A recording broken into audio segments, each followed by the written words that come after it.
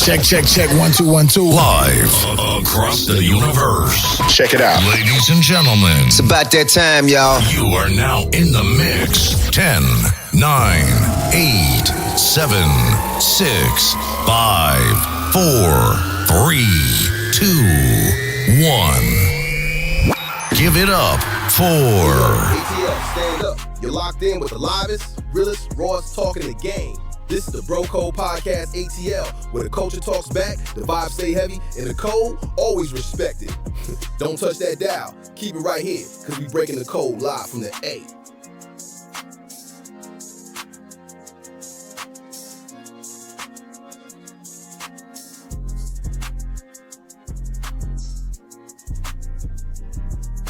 Welcome to the Bro Code Podcast. Join Kennedy Lucas, Terry Lester, and Jackson Smith as they break down the biggest plays, share locker room banter, and keep it 100 on sports hot takes. Gear up, because this is where the real talk begins.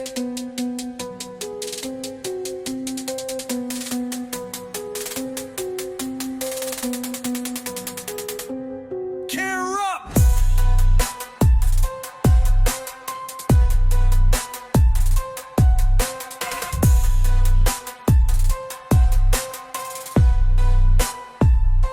Cause this is where the real talk begins. Gear up.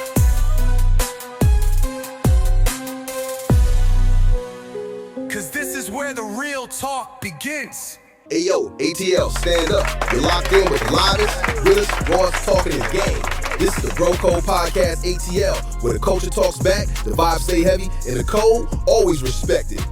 Don't touch that dial. Keep it right here, because we breaking the code live from the A.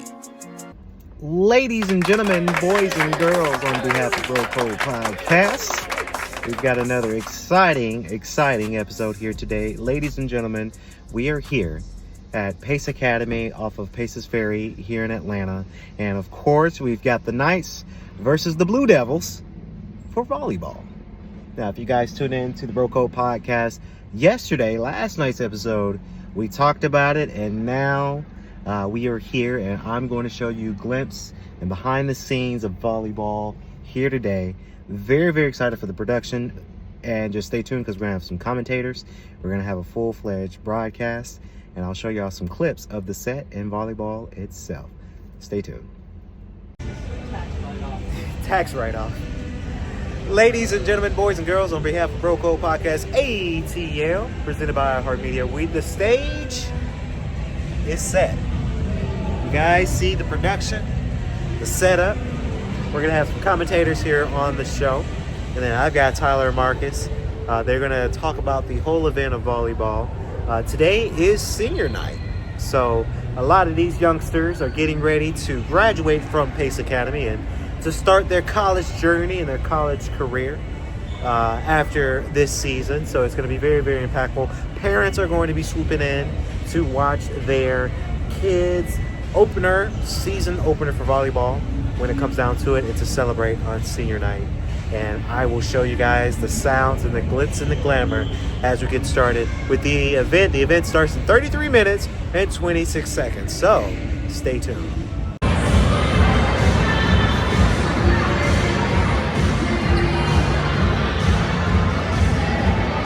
Howdy, sports fans, and welcome back to the mic. Tyler Brooks here, ready to dive into some thrilling high school volleyball action that's got everyone buzzing. We're talking about an upcoming non-conference showdown that's shaping up to be a real barn burner. The Marietta Blue Devils squaring off against the Pace Academy Knights. You know, these non-conference games, they've got a special kind of magic, don't they? It's where teams truly test their mettle outside the pressures of their own league, where they can really show what they're made of. We're looking at Wednesday, October 1st at 5 p.m. with Pace Academy hosting this one. And you can catch all the action live on the NFHS network. Now, let's talk records, because that's where the story really begins to unfold. Marietta rolls in with a solid 14 wins and 9 losses, a respectable season so far. But then you look at Pace Academy, sitting pretty with an impressive 19 wins and just 7 losses. That, my friends, tells you right away we're in for a clash of titans, a fantastic matchup where both teams have something to prove. It's not just about the win, it's about making a statement. Now, let's zero in on the home team for a minute, Pace Academy. 19 wins against only 7 losses. That's a record that screams consistency and high-level play, doesn't it? When you see a team put up those kinds of numbers, it usually means they've got a well-oiled machine going.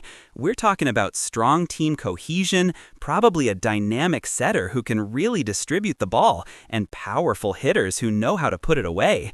You've got to figure their defense is stifling too, with some phenomenal blockers at the net and liberos who can dig anything. What's interesting is, a record like this tells me they've likely faced tough competition and come out on top.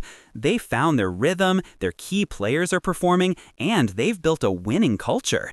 For Marietta, stepping onto Pace Academy's home court means they're not just playing against a team, they're playing against momentum, confidence, and a squad that knows how to win. It's going to take a disciplined, strategic approach to break through that kind of dominance, and that's what makes this game so incredibly fascinating to anticipate. You betcha, with a record like that, they're performing at their peak. All right, shifting gears to the Marietta Blue Devils, coming into this matchup with a 14-9 record. Now, 14 wins is nothing to scoff at, but when you're facing a team with 19 wins, it certainly frames you as the underdog in this particular non-conference tilt. But here's the thing about being the underdog. It often comes with a fire, a hunger to prove something. Marietta has had a good season, but this game against Pace Academy offers a huge opportunity. A win here wouldn't just be another notch in the win column, it would be a statement. It would signal to everyone that they're capable of competing with and beating top-tier teams. So what do you do if you're Marietta? You focus on your strengths, you look for weaknesses in Pace Academy, and you play with absolutely nothing to lose. Maybe they have a star hitter or a libero who can spark an incredible rally. They'll need to serve aggressively, minimize unforced errors, and really lean on their communication. This isn't just a game, it's a chance for Marietta to define their season, show their grit, and potentially pull off an upset everyone will be talking about. That kind of narrative, that's what makes high school sports so darn compelling, don't you think? Now, let's talk about the game itself, what we can expect to see unfold on that court. This being a non-conference match, sometimes teams use these opportunities to experiment, to try out different rotations or strategies without the pressure of league standings. However, with two competitive teams like Marietta and Pace Academy, you can bet they'll both be playing to win. For Pace Academy, the goal will be to maintain their dominant form, assert home court advantage, and keep that winning momentum rolling. For Marietta, they'll need to disrupt Pace's rhythm, maybe with strategic serving that targets weaker passers, or by running quick offenses that challenge Pace's blockers. What's interesting is how crucial the first few points, even the first set, can be. Establishing an early lead sets the tone for the match, building confidence. We'll be looking for key moments, big blocks, incredible digs, or a powerful kill that shifts momentum. These are the plays that ignite the crowd and change the trajectory of a game. Both teams will need to be sharp from the first whistle, because in high school volleyball, every point can feel like a championship point. All right, so while we don't have individual player stats or names, we can absolutely anticipate the types of athletes who will shine. Every great volleyball team has that go-to hitter, the one who can pound the ball for a kill when needed. Then there's the setter, the quarterback of the court, orchestrating offense with precision and smart decision-making. And let's not forget those phenomenal liberos and defensive specialists, diving all over, making impossible saves that keep rallies alive and fire up their teammates and the crowd. This game, being at Pace Academy, means they'll have that home court energy, a huge factor. The roar of the crowd after a big block or an ace serve can really fuel a team. And for those not there, we've got the fantastic option of tuning in to the live stream on the NFHS network. That's where you can truly feel the intensity, the ebb and flow, the sheer passion these young athletes bring. It's more than just a game. It's an exhibition of athleticism, teamwork, and raw determination. That's why we love high school sports, isn't it? It's pure, unadulterated competition. As we wrap up our pregame discussion, I just want to reiterate why this matchup between Marietta and Pace Academy is one you won't want to miss. You've got Pace Academy with their stellar 19-7 record looking to continue their impressive run and assert their dominance on their home court.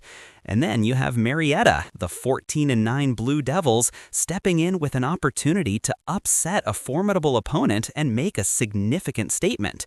It's a perfect storm of competition, strategy, and pure athletic effort.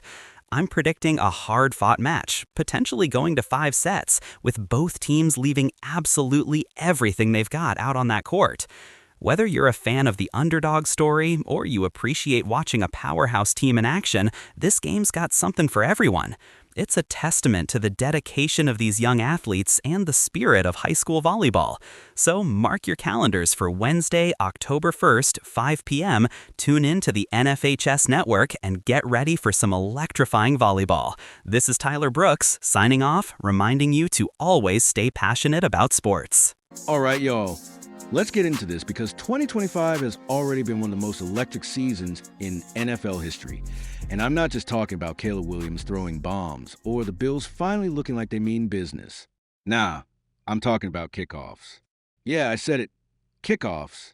For the first time in years, we're actually hyped to see what happens after the ball goes through the air. And it's all thanks to the new kickoff rule changes that are literally flipping the script on how the game starts. Coaches have reacted strongly to moving the touchback from the 30-yard line in 2024 to the 35 this season, refusing to concede the additional 5 yards. The return rate has more than doubled from last season and has more than tripled the 2023 rate. Health data is not yet available, but the concussion rate established during the first phase of the overhaul in 2024 carries over. The NFL will have achieved its goal of revitalizing play while reducing its injury risk. Mission accomplished would be the way I would describe it, said Walt Anderson, the NFL's officiating rules analyst. It has certainly brought the play back into the game, and it seems to be in a very consistent pattern. Pittsburgh Steelers coach Mike Tomlin, a member of the league's competition committee, said, "It's doing exactly what we intended it to do," and added, "I think that we're all learning and growing regarding best practices, schematically how to strategize things to do, how to position players. Some of the size of the players in certain positions have changed. And so we're all absorbing a lot of tape, and we're all learning and growing as we go in this thing, in terms of the best way to position ourselves to take advantage of the new opportunities in the play." So here's the rundown. The NFL approved the hybrid kickoff rule this season. Instead of the standard kickoff where it's basically a touchback snooze fest 90% of the time, they moved the coverage team to line up at the receiving team's 35-yard line. That means no more running starts, no more guaranteed touchbacks, and way more live action. Oh, and the returner? They actually get to do their job now. Take that ball and run it back. This season, we've seen more kickoff returns than at any point in modern NFL history. Like, record-breaking numbers. It's wild. As teams search for a competitive edge, one strategy in particular has emerged: the development of specialty kickoffs. Most notably one that mimics a knuckleball pitch in baseball, threatens to disrupt the newly curated aesthetics of the play. The knuckleball kick is designed to push the ball through the air in unpredictable directions, making it difficult to follow and catch cleanly. The ball often drops to the ground in the legal landing zone, between the goal line and the 20-yard line, before it is fielded, and the likelihood of muffs increases. Because coverage men on the kicking team are allowed to begin running when the ball contacts the returner or hits the ground, a muff or bouncing ball gives them more time to get downfield before a returner can secure it. There have been 18 muffs on 661 kickoffs this season, nearly triple the 2024 rate. New England Patriots coach Mike Vrabel referred to it as a dirty kick, while discussing the skill of Carolina Panthers rookie kicker Ryan Fitzgerald, an observation describing the difficulty of cleanly fielding the ball. The Panthers coverage team has limited opponents to an average drive start after return at the 25.8-yard line, second best in the NFL. The only team better is the Los Angeles Rams, 23.4, who have their own knuckleball specialist in Joshua Carty. One potential fix would be to move the kickoff from the 35-yard line to the 30, which would make it more difficult for kickers to ensure that a knuckler could reach the landing zone. If the ball hits the ground before the 20, the ball is placed at the receiving team's 35-yard line. Anderson, however, noted that receiving teams are making some subtle adjustments already. One of them is not designating a primary returner and instead empowering both of the returners, who are typically at the back of the formation, to field the ball. Anderson also pointed out that the knuckle kick is not easy to master. Through 4 weeks, there have been 12 penalties this season for the ball hitting the ground short of the landing zone. There's certainly a risk-reward there, Anderson said. Additional effects are likely looming, but haven't materialized yet. Denver Broncos coach Sean Payton said in September that he expected scoring to increase if teams were able to consistently achieve higher return averages and set up better field position. Offensive scoring through 4 weeks, 23.7 points per game, is up only slightly over the previous 10 seasons, 22.9. This isn't just about spicing things up for fans, though. This changes strategy. Coaches are suddenly like mad scientists again. Do you kick it short? Do you try to pin them deep? Or do you risk a long return? Special teams matter again, baby. Players who used to just be depth guys are becoming game changers. And for fans, kickoff is no longer bathroom break time. It's must-see TV. Think about it. Field position is swinging big time, and that's affecting offenses, defenses, and even how games are won. Players are loving it. Returners especially. They're finally relevant again. Some of these dudes went from barely getting a touch to being highlight reel regulars. It's giving us Devin Hester flashbacks. Coaches, though, mixed feelings. They like the excitement, but some of these defensive coordinators are sweating bullets every Sunday because one missed tackle and boom, your team's already down 7. Payton also predicted that teams will begin rethinking their decisions when they win the opening coin flip. Instead of deferring possession to the second half, as most teams do, they might accept the ball. If that team takes possession between the 30 and 35-yard line and then doesn't gain a yard. In a worst-case scenario, a punt would likely pin the opposing team in worse field position than if it had received the kickoff to start. I wouldn't be surprised to see that tweak a little if you're looking to get off to a better start, Payton said. In either event, the NFL is thrilled to have a consistently live play to dissect once again after more than a decade of watching it lose action. Historically, the standard in pro football was to return kickoffs.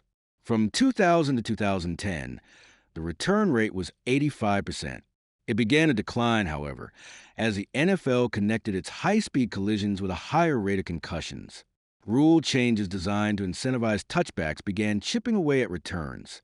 By 2022, nearly 3 out of every 4 kickoffs, 73%, went for touchbacks, pulling from ideas first introduced by the now-defunct XFL in 2020. NFL special teams coaches worked with the competition committee to realign most players involved in the kickoff play downfield to reduce the violence of collisions. The rule reversed the decline, increasing the return rate to 32.8% in 2024 from 21.8% in 2023. But coaches still mostly preferred the touchback, with the ball placed at the 30-yard line, after seeing data that the average return was bringing the ball to the 28.8-yard line. They were willing to concede that additional 1.2 yards. But this season they are not willing to sacrifice 6.2 yards after owners agreed to move the touchback to the 35. Coaches surveyed for this story couldn't imagine a likely circumstance that would significantly change the return rate the NFL is now experiencing. I think that's what it's going to be is what it is, Minnesota Vikings special teams coordinator Matt Daniels said. I don't see a decrease in the amount of returns that are going to be happening as the year goes on. You're probably going to see even more now as the weather starts to change. The ball gets a little bit harder. It's not going to travel as far, especially if you're trying to kick it out of these outdoor stadiums. I would really expect the return rate to continue. Check this out. In just the first 3 weeks of the season, kickoff returns are up over 250% compared to last year. Let that sink in. And we've already had more touchdowns off kick returns than the entire 2024 season combined. Like, that's insane. You know how long fans have been begging for this? It's like the league finally listened. You can feel the energy in stadiums. Kickoffs aren't just a formality anymore. They're part of the culture again. People are standing up, waiting to see what happens. Broadcasters sound more excited. Even Madden had to patch the game mid-season, because players are like, why can't I run it back like they're doing on Sundays? This rule is making the NFL feel alive again in ways we didn't expect. So my hot take?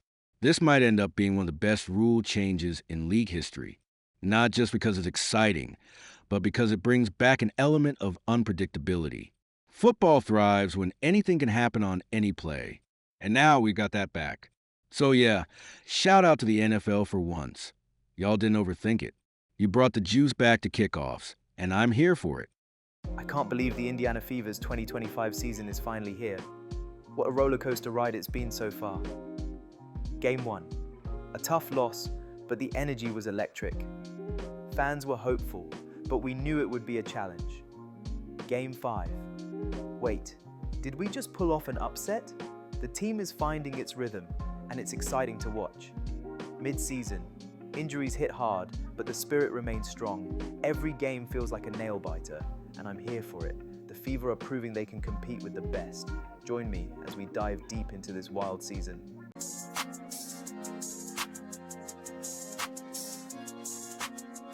What's good, family?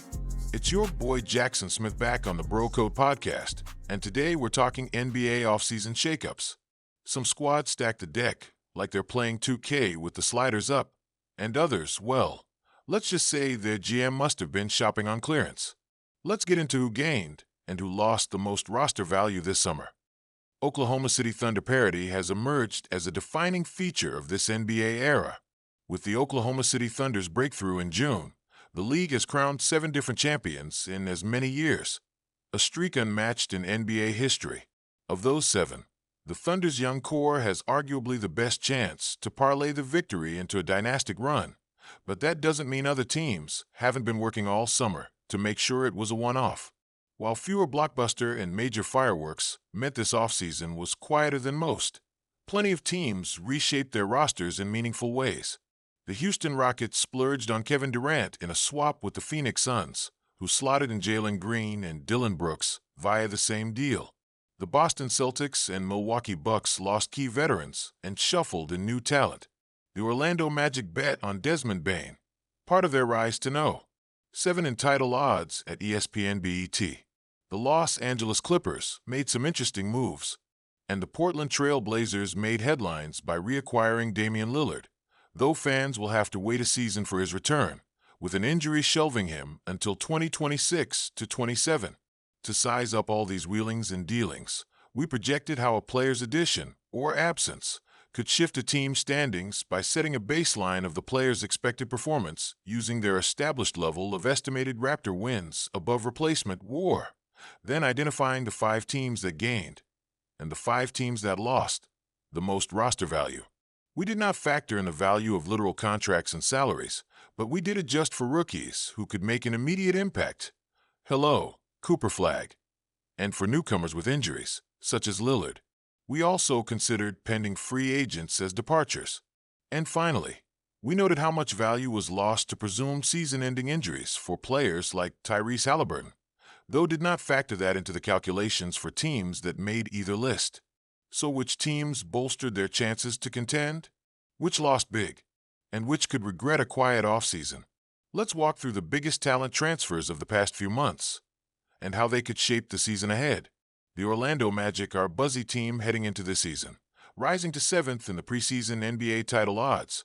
So why do they rank a mere 17th in the net WAR rankings despite adding Bane, along with ex-Suns Tyus Jones? They also had to give up Kentavious Caldwell-Pope and Cole Anthony, who combined for 4.5 WAR in Orlando last year, to get Bane, who was worth 6.3 WAR, reducing some of the net value of the deal in pure basketball terms.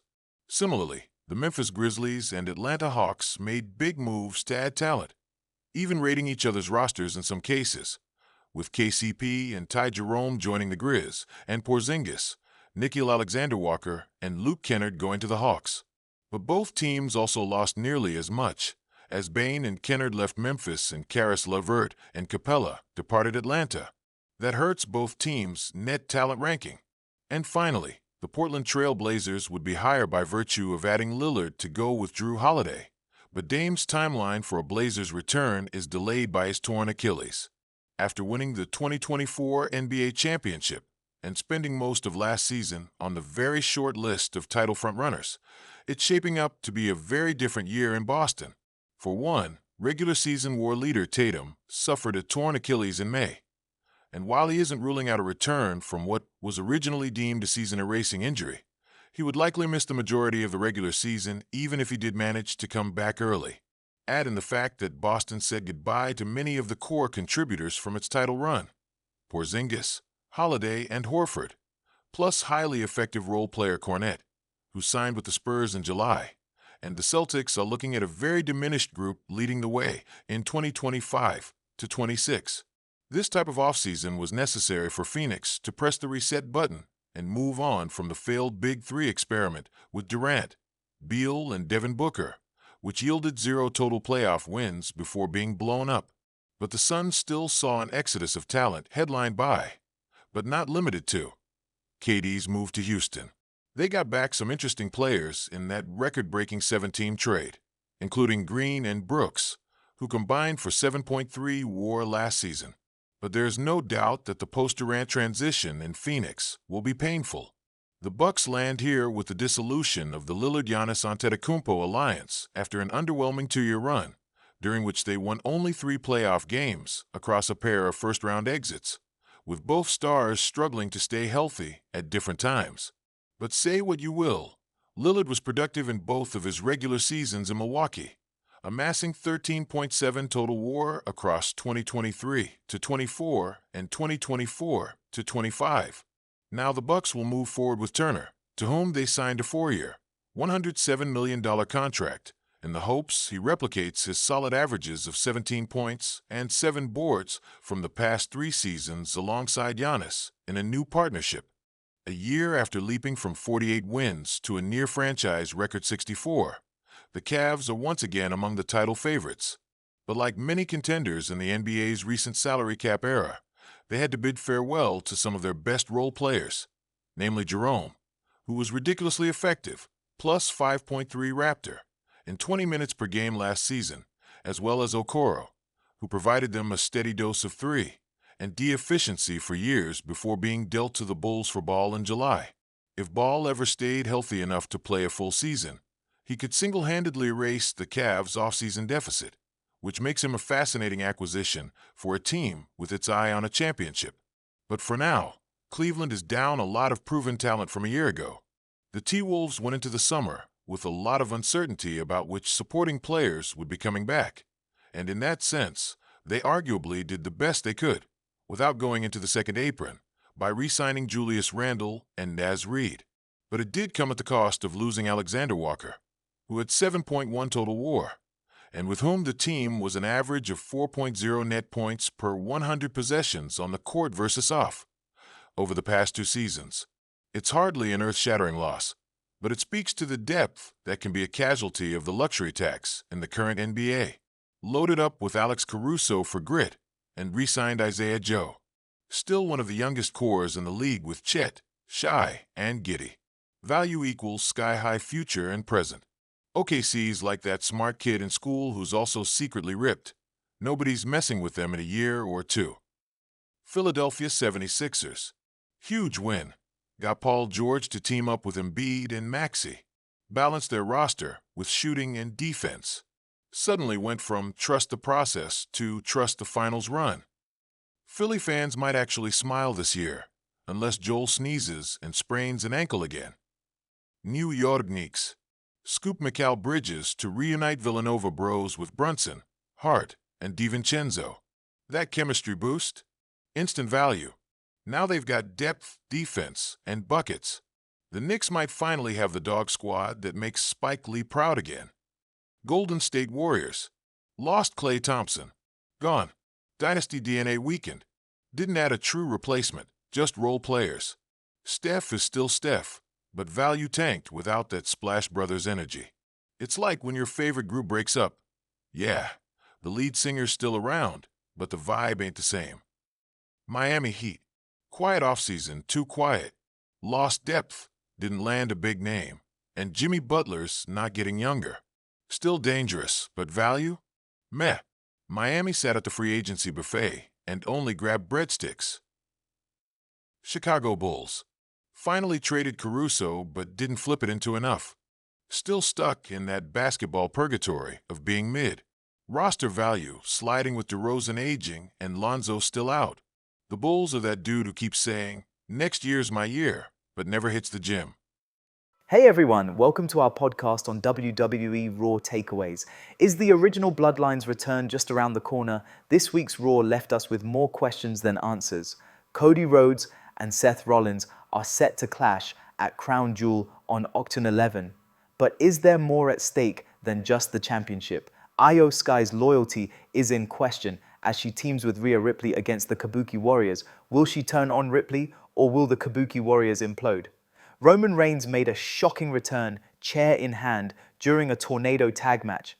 He took out the Vision and embraced Jey Uso, hinting at a Bloodline reunion.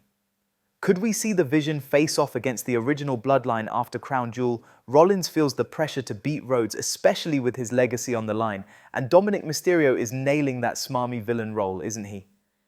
His match against Rusev was a highlight, showcasing his clever tactics. Los Grande Americanos lost to AJ Styles and Dragon Lee, but it felt like a showcase for Styles.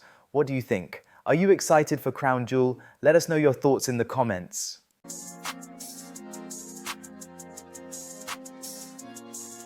The 2025 MLB Division Series matchups are starting to take shape after the Los Angeles Dodgers became the first team to advance out of the wild card round.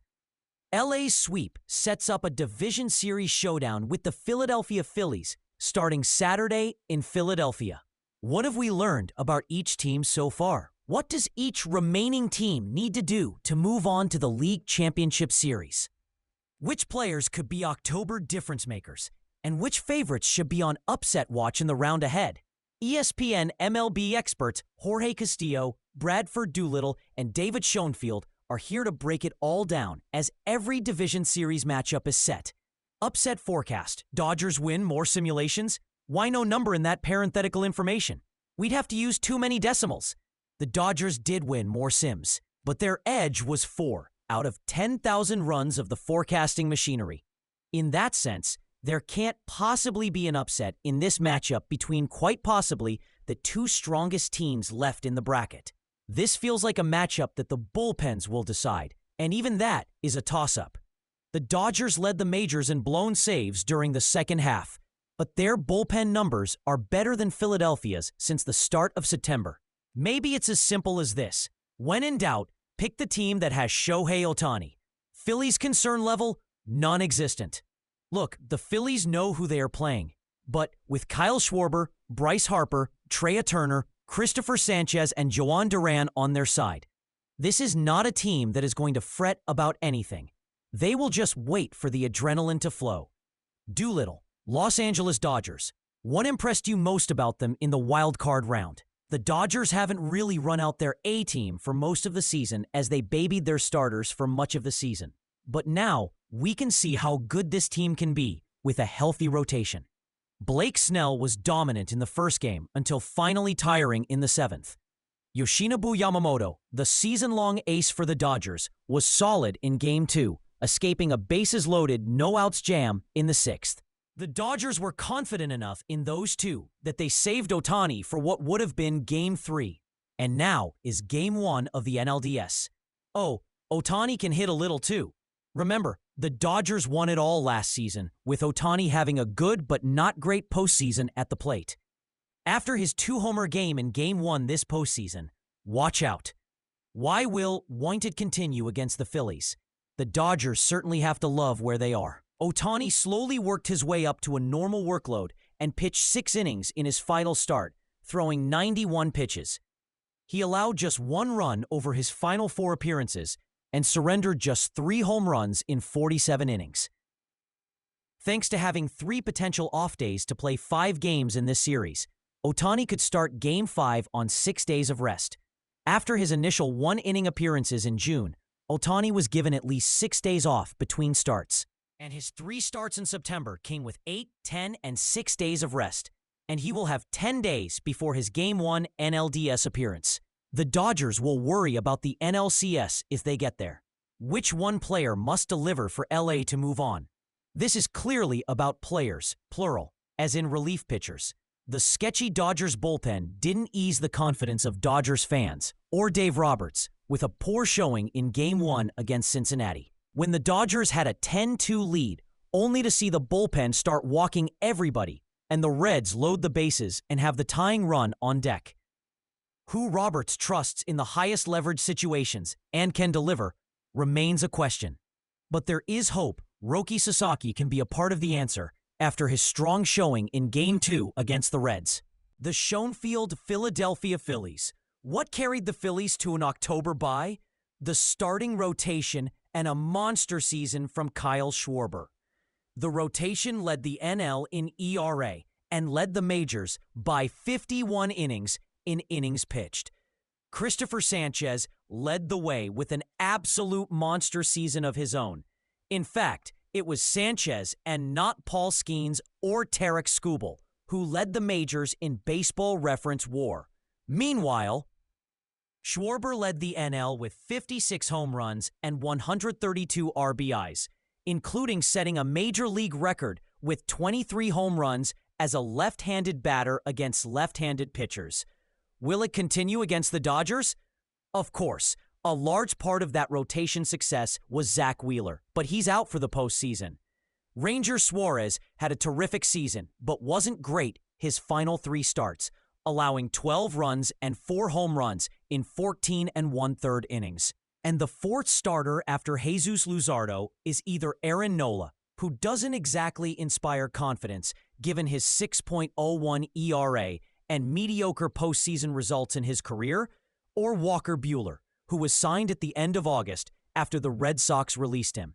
In other words, there are at least some slight concerns here for a rotation that was so good. As for Schwarber, he has proved before he's a tough out in October, and coming off his best season, he's primed for a big postseason. Which one player must deliver to put Philadelphia in the NLCS? Trey Turner feels like the key guy here. Schwarber and Bryce Harper have been clutch playoff performers throughout their careers, but the Phillies will need offense from more than just those two, and that's been a problem the past 2 postseasons. Turner had his best season with the Phillies, but missed most of September with a hamstring injury, returning only for 2 at-bats in the final game of the regular season. He sets the table for Schwarber and Harper. If he's getting on base, that's a very good thing. Next, we're starting to figure out the rhythm for the new 36-team Champions League and its league phase. The early match days aren't particularly do or die, and the stakes are low. But the less work you get done early, the more you leave yourself later on. Paris Saint-Germain took only 4 points from their first 5 match days last season, had to rally late to qualify for the knockout rounds, then had to face Liverpool in the round of 16. That they knocked Liverpool off on the way to winning the title doesn't change the fact that they didn't make life easy on themselves.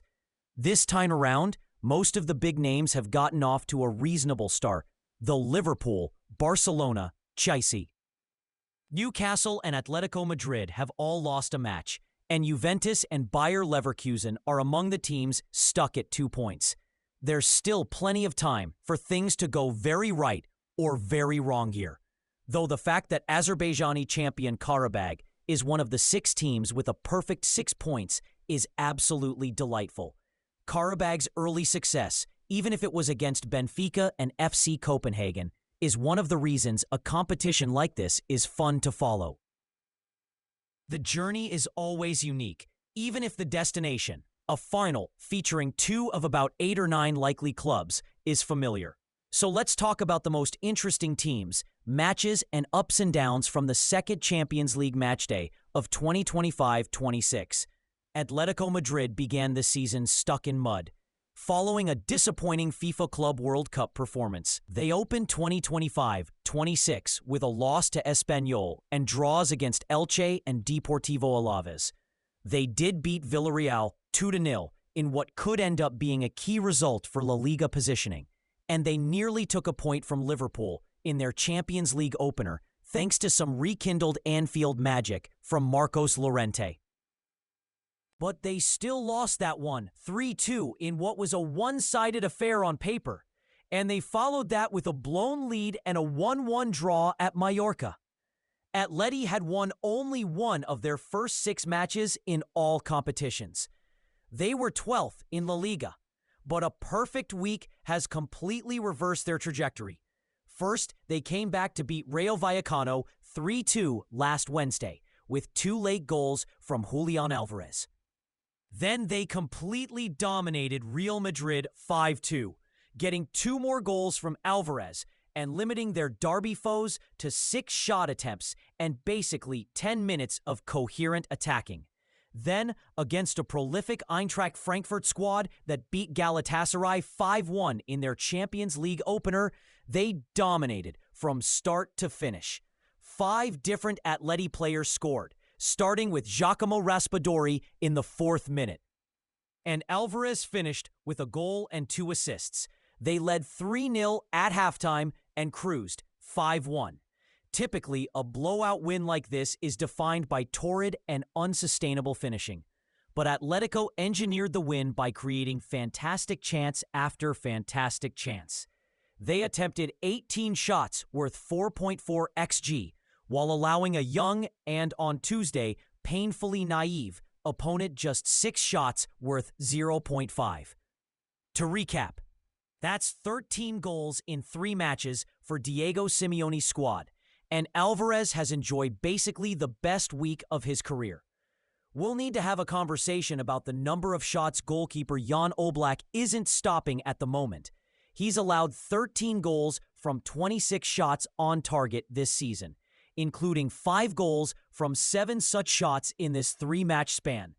And based on Stats Perform's post-shot XG figures, he's allowed 4.3 more goals than expected based on shot locations. But we'll have that chat when Atleti stops creating such amazing chances in bunches. For now, this is the best the club has looked in quite some time, and their ranking below has skyrocketed because of it. Team of the Week, number 2, Bayern Munich. 2 weeks ago, Opta's supercomputer projected Bayern to finish with an average of 14.7 points in the league phase, 7th overall, and gave them a 6.2% shot at the title, 6th. Between their brilliant overall form and Tuesday's easy 3 points against Paphos, they're now at 16.0 average points, 3rd, and an 8.4% title chance, 6th. No one's title odds improved more in these 2 weeks. It must be said that Bayern's form really is ridiculous right now.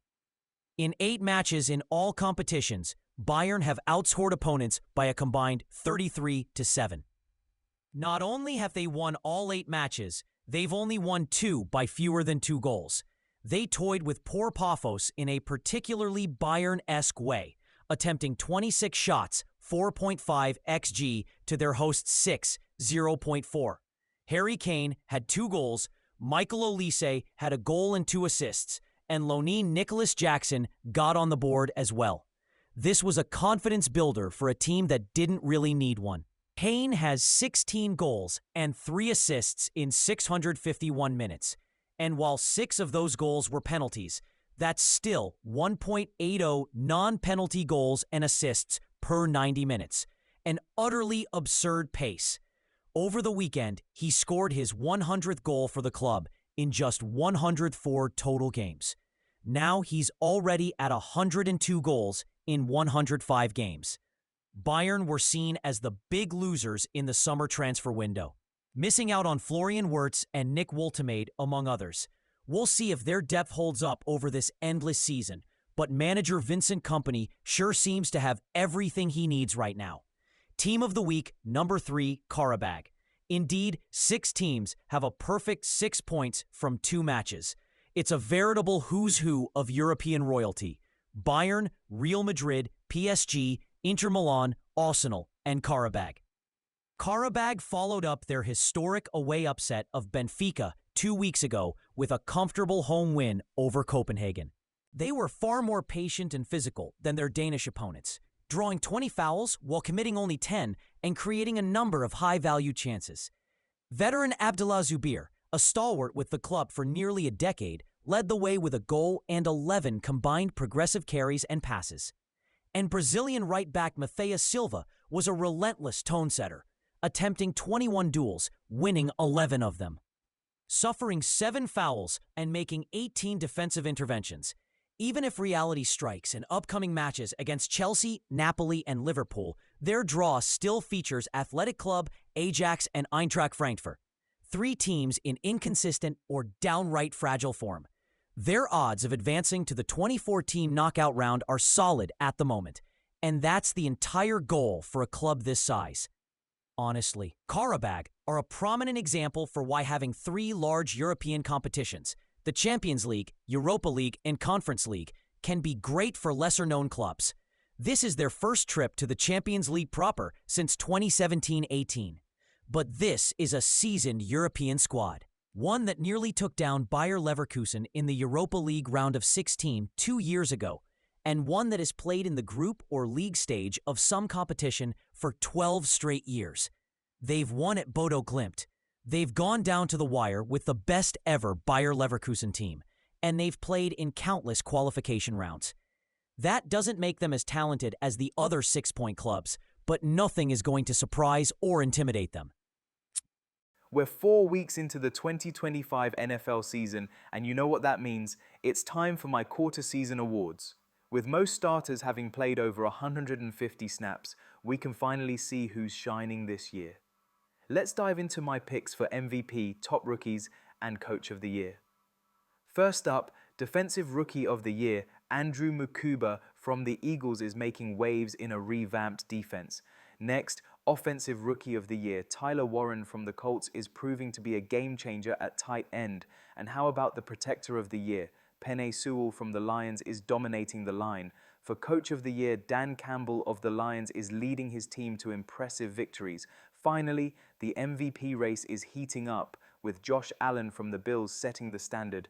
Who are your picks for these awards? Let me know.